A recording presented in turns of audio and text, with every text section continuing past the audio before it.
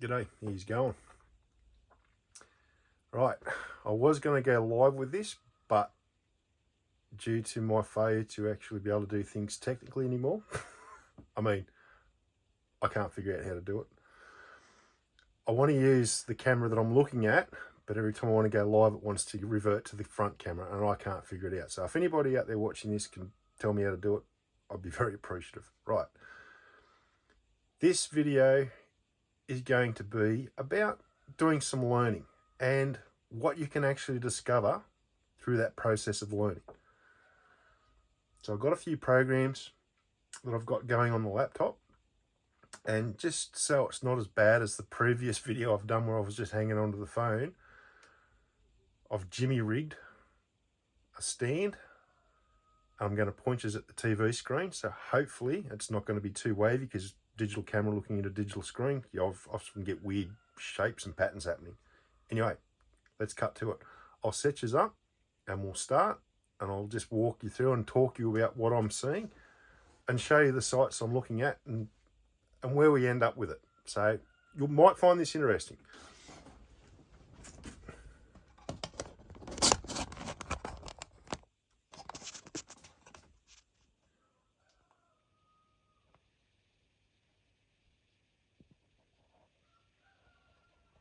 Hopefully I can get this set up without too much drama.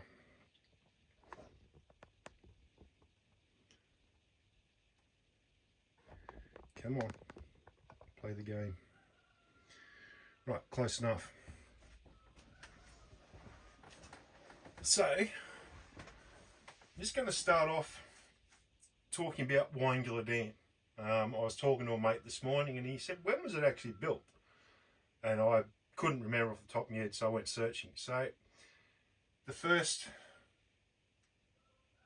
place I want to take you to have a look is called the Simpson Collection.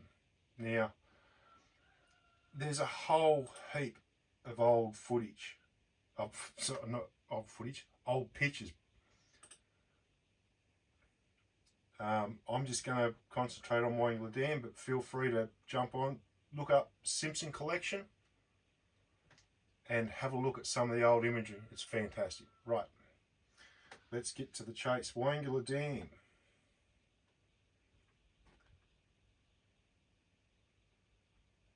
These are all pictures that were taken at the original construction.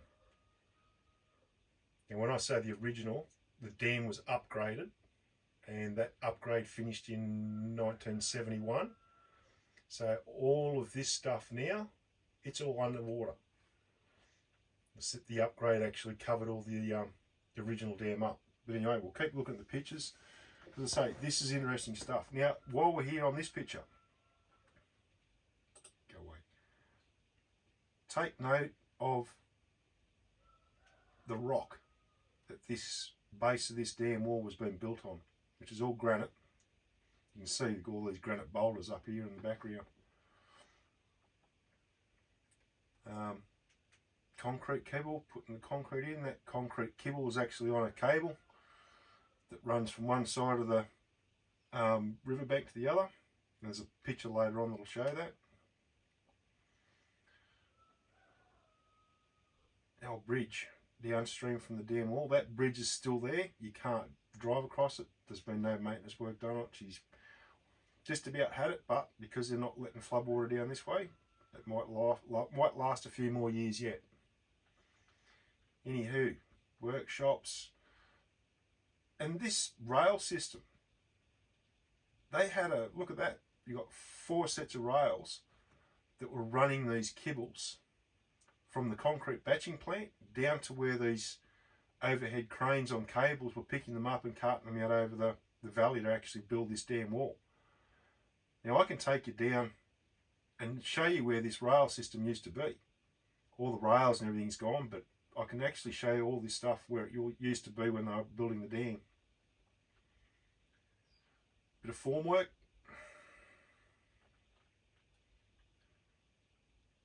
Concrete mixing plant.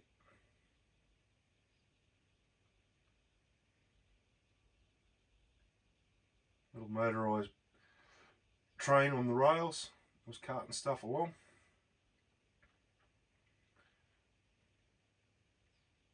what's that?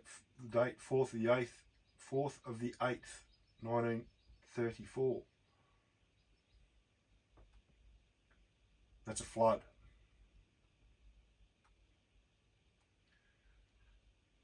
Now that's looking back up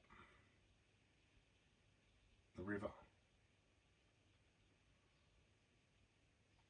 I'll let water out. That's an interesting one.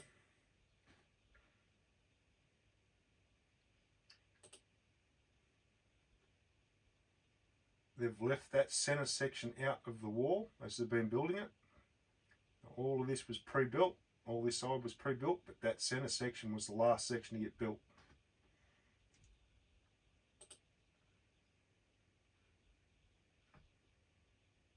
Uh-oh. There's another picture, but from the other side. So they were still building this side.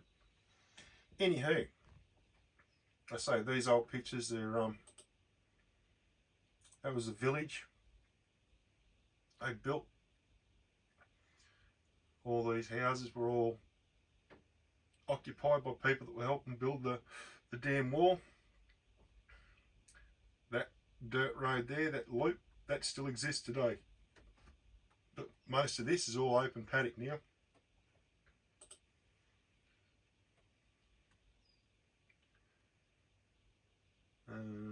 There you go, 30th of 5th, 91.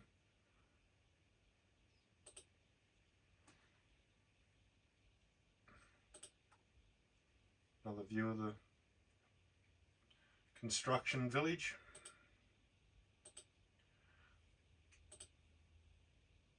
Anyway, so there's the actual wall, the first dam wall that was built for Wyangala Dam. That, and oh, there you go, you can see the towers. So that cable there, now I've done it, that cable that's running along there, that was what they had the concrete kibbles on. So the batching plant was up on the northern side of the dam, and then these two towers, you can only just see the edge of that one, they're on the south side.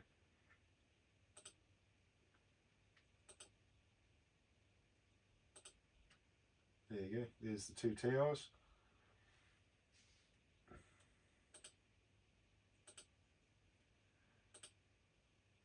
That was the spillway. So you can still see part of this spillway today, but the majority of it is underneath the new dam wall that they built to actually raise and increase the capacity of the dam. But this section is still visible today, and as you walk across the dam wall that's there today, you can see this concrete section here.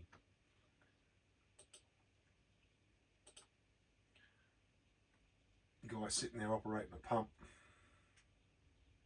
I say I love looking at this stuff. It's all, I find it very fascinating. That's a really good picture with the last section not there. Actually, there's another section over there. You can just see the hill behind it.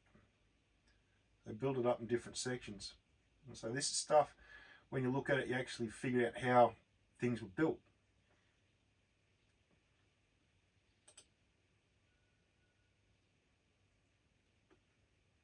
Big steam shovels and cranes up on the side of the hill there.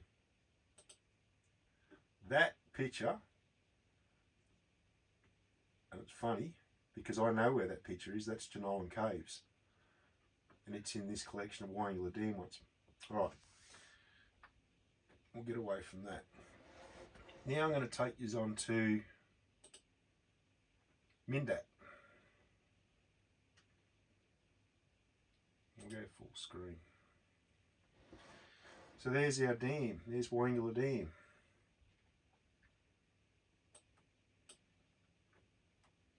The old wall, the original wall, goes from there to there. And the spillway for the original wall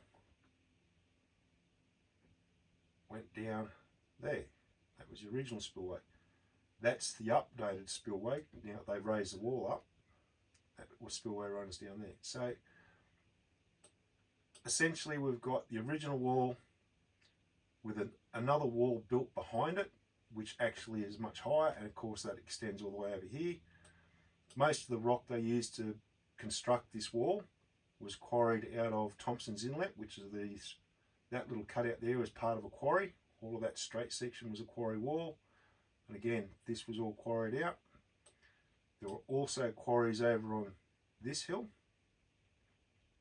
but most of the material for this dam construction, when they raised it up, came out of these two quarries here.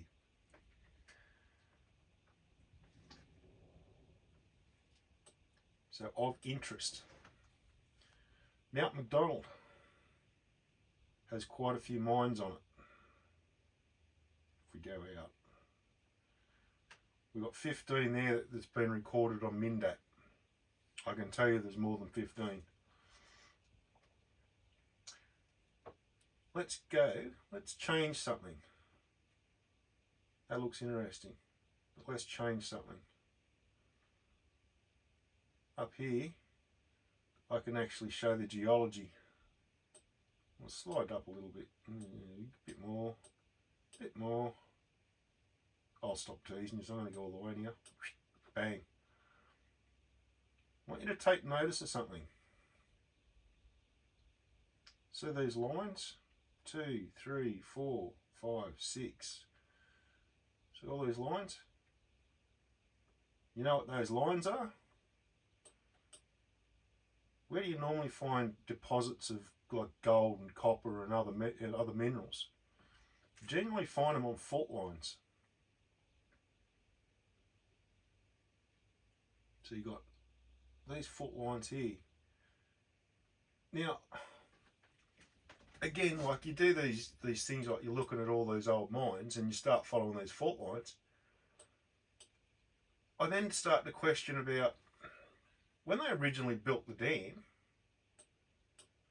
did they realise they were building it directly on an old fault line?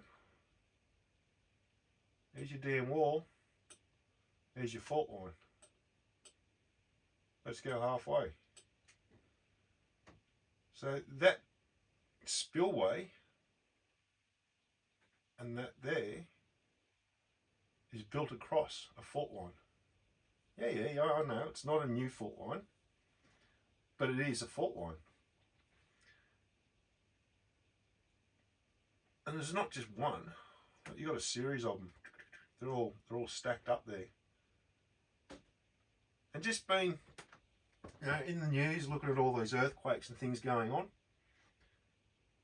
do you think that might be something that could be a little bit concerning? Now, I know the first thing people are going to be saying, they're old fault lines, they're really old fault lines. Well, I'm going to show you something. I'm going to take you on to earthquakes. Geoscience Australia. Let's zoom down on New South Wales. Let's come down on Wyangala Dam.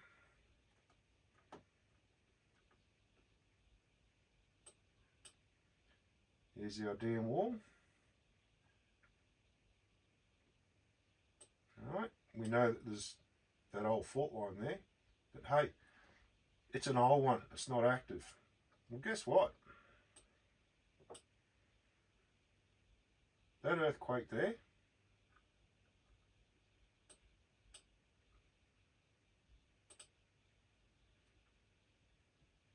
that happened on the 20th of last month.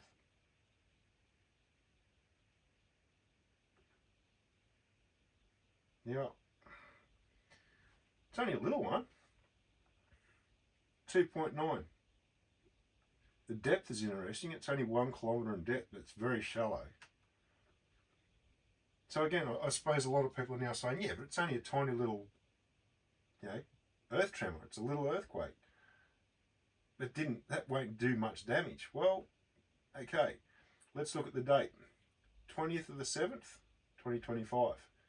Now I'm going to take you over to Cowra Council website and show you this. Sorry, Darren, I'll get back to you. A water break occurred in the Woodstock village overnight, causing the village reservoir to drop to a low level. Look at the date. That's the next day after the earthquake. So again, that earthquake there was one of 3 that occurred that same day.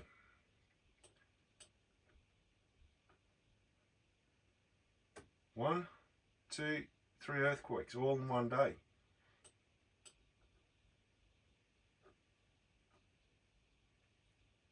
And they're all nearly on that same fault line.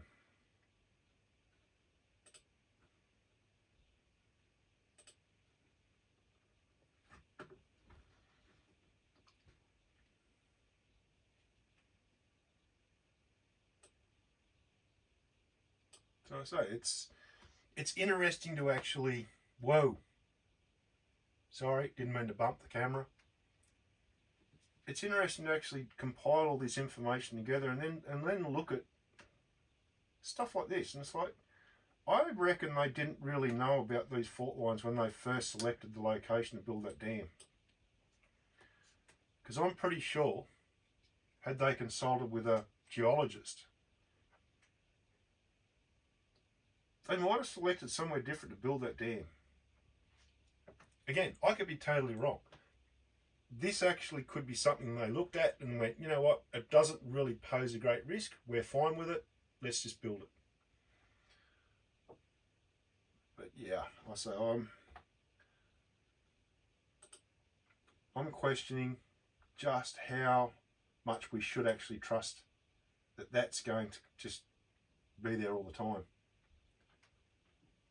Anyway, enough of that.